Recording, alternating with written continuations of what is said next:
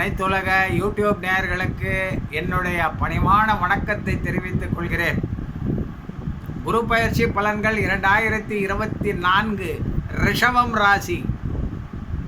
ரிஷபராசி நேயர்களே, உங்களுக்கு இப்பொழுது அதிர்ஷ்டமான நேரம் வந்திருக்கிறது. குரு பகவான் உங்கள் ராசியிலே சஞ்சரித்து 5ஆம் இல்லம், 7ஆம் இல்லம், 9ஆம் இல்லத்தை பார்க்கிறார். இதன் பலனாக மிக அற்புதமான பலன்கள் உங்களுக்கு நடக்கப் போகிறது. 12 ராசிகளிலே ரிஷபராசிக்கு மிகவும் அற்புதமான ஒரு அமைப்பில் கிரகங்கள் இருக்கிறது. 5இலே கேது பகவான் தெய்வ தொடர்பு, தெய்வ அனுகூலம், ஆசைகள் அளவோடு இருத்தல் போன்ற நல்ல பலன்களை கேது தெய்வ கடாட்சங்களை பெற்று தருகிறார்.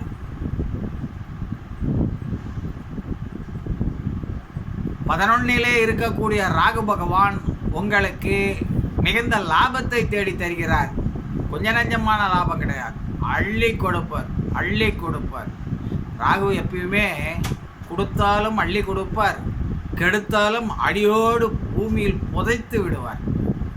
நீங்கள் ஒன்றா பாருங்கள், ராகுவனுடைய நட்சத்திரத்தில் பிறந்தவங்க, கேதுவனுடைய நட்சத்திரத்தில் பிறந்தவங்க ஒரு நிலையாக இருக்க முடியாது.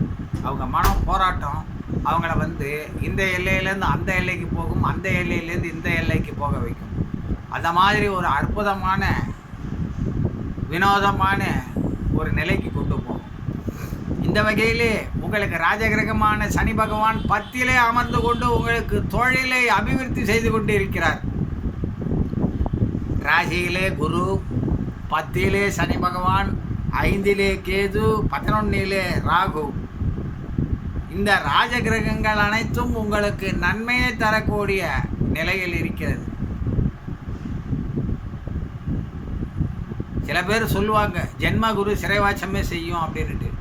நீங்கள் பயப்பட தேவையில்லை. காரணம் என்ன அப்படின்னு கேட்டிங்கனாக்கா, அட்டமாதிபதினு ஒரு வசனம் இருக்குது. ஆனால் அதே நேரத்தில் லாபாதிபதியும் அதே குரு தான்.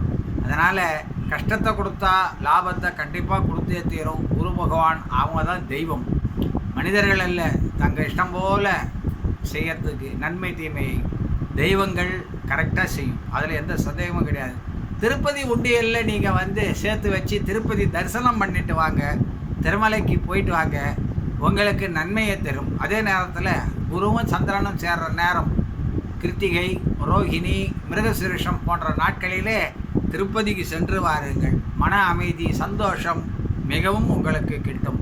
வருமானம், லாபம் கூடும். அதிர்ஷ்டம், தொழில், உத்தியோகம் அனைத்தும் உங்களுக்கு ஜெயத்தை தரப்போகிறது. மாணவர்களுக்கு அது மிக அற்புதமான நேரம். எந்த விதமான தேவையில்லாத எண்ணங்களெல்லாம் அவங்களுக்கு இருக்காது. படிப்பு படிப்பு படிப்பு. படிக்காத பிள்ளைகள்லாம் கூட இப்போ படிக்கணுன்ற ஆசை வரும். விநாயகரை போய் இப்போ கும்பிட்டீங்கன்னாக்கா பிள்ளைகள் ஞாபகமாக எழுதும். விநாயகரை இப்போ மாணவர்கள் விநாயகரை இப்போ வழிபடணும். ஆமாம், பிள்ளையாரை சுற்றி வைப்பான்னு சொல்லுங்கள். நல்லா பிள்ளைகள் படிப்பாங்க. ஆரோக்கியம் அபிவிருத்தி கூடும். 5ஆம் பாவத்தை வர்றதில்ல, 5ஆம் பாவத்தை பார்க்கறதுனால ஆரோக்கியம் கூடும். இதுவரை இல்லாத ஆரோக்கியம் உங்களுக்கு வரப்போகிறது. தாய் தந்தையர்களுக்கு மிகுந்த நன்மை. அப்பாவும் சரி, அம்மாவும் சரி, ரிஷபராசி அன்பர்களுடைய தாய் தந்தையர்கள் நன்றாக இருப்பார்கள். அவர்களுக்கு செல்வ செழிப்பு, வருமானம், யோகம் எல்லாமே இப்போ கூடக்கூடிய நேரம் வந்துவிட்டது. பிள்ளையால் அவங்கெல்லாம் நல்லா இருப்பாங்க. சொத்து இப்போது தீர்வுக்கு வரப்போகுது. கூட்டு சொத்து, பூர்வீக சொத்து சிக்கலில் இருந்தவங்களுக்கெல்லாம் இப்போது நான் சொன்ன ஏற்கனவே அந்த ஒரு சண்டைகளில் இருக்கிறவங்கெல்லாம் இப்போது சமாதானமாகி ஒரு நல்ல தீர்வுக்கு அவர்கள் வருவார்கள். கூட்டு தொழில் வியாபாரம் ஜெயமாகும். தனியாகவே நீங்கள் தொழில் செய்யலாம். ரிஷபராசி அன்பர்கள் இப்பொழுது நடக்கக்கூடிய நேரம் தனியாகவே அவங்களுக்கு ஜெயத்தை தரும். அப்படி தனியாக செய்ய முடியாத யோகம் உள்ளவர்கள் யாரோடாவது சேர்ந்து கூட்டு தொழில் செய்யலாம், தவறொன்றமில்லை. தயிர் சாதத்தை நீங்கள் அன்னதானமாக கொடுங்க. தயிர் சாதத்தை நீங்கள் அன்னதானமாக கொடுக்க குரு பகவானுக்கு மிகுந்த சந்தோஷத்தை கொடுக்கும்.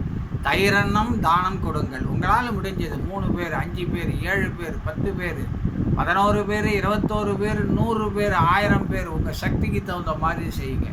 என்றைக்குமே இவ்வளோ கொடுக்கணும் அவ்வளோ கொடுக்கணுன்றதெல்லாம் கிடையாது. ஒரு 2 பேர் கூட கொடுக்கலாம், ஒருத்தர் கூட வாங்கி கொடுக்கலாம். அதுவும் தானம் தான். இறைவன் பார்த்துட்டாருன்னா அதுக்கு விமோச்சனம் உடனே கிடச்சிடும். உங்கள் வாழ்க்கையில் உள்ள பிரச்சனைகளுக்கு. கூட்டுத் தொழில் அற்புதமான தொழில். பேரூர் பட்டீஸ்வரர், பேரூருங்கிறது கோயம்புத்தூரில் இருக்கக்கூடிய ஒரு ஊர். அந்த பேரூர் பட்டீஸ்வரருக்கு நீங்கள் அபிஷேகம், அர்ச்சனை போன்ற இது செய்யுங்க.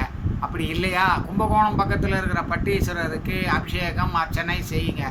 ஏன்னா இது காமதேனு, அது பட்டீஸ்வரம். கும்பகோணம் பட்டி வழிபட்ட இடம். அதாவது காமதேனுடைய புத்திரி தான் பட்டி, அவங்க வழிபட்ட இடம். காமதேனுவே வழிபட்ட இடம் பேரூர் பட்டீஸ்வரம்னு சொல்லக்கூடியது. அங்கே காமதேனுவே வழிபட்டாங்க. இந்த இடங்கள்லாம் நீங்கள் பண்ணீங்க. ஏன்னா ரிஷபராசிக்கு காளை உங்களுக்கு வாகனம், அந்த ராசியினுடைய வாகனம். ஆக சிவனுடைய அம்சமாக கொண்ட அந்த காமதேனுவை வழிபட உங்களுக்கு அதிர்ஷ்டத்தை தரும். நீங்கள் உங்கள் வீட்டில் காமதேனு சிலையை வைங்க, ஃபோட்டோ வைங்க, பிரதோஷத்துக்கு போயிட்டு வாங்க, பால் கொடுங்க. பிரதோஷத்துக்கு மிக அற்புதமான பலன்கள் உங்களுக்கு வரப்போகுது. வாழ்க்கையில் முன்னேற்றம் போகுது, உங்களுக்கு வெற்றியை தரப்போகுது என்று கூறிக்கொண்டு, சந்தேகங்கள் ஜோதிடத்தில் ஜாதகத்தில் உள்ளவர்கள் என்னோடு தொடர்பு கொள்ளலாம். இந்த வீடியோ பிடிச்சிருந்தா சப்ஸ்கிரைப் பண்ணுங்கள், ஷேர் பண்ணுங்கள், லைக் பண்ணுங்கள், மறக்காமல் பெல் பட்டனை கிளிக் பண்ணுங்கள். நன்றி, வணக்கம்.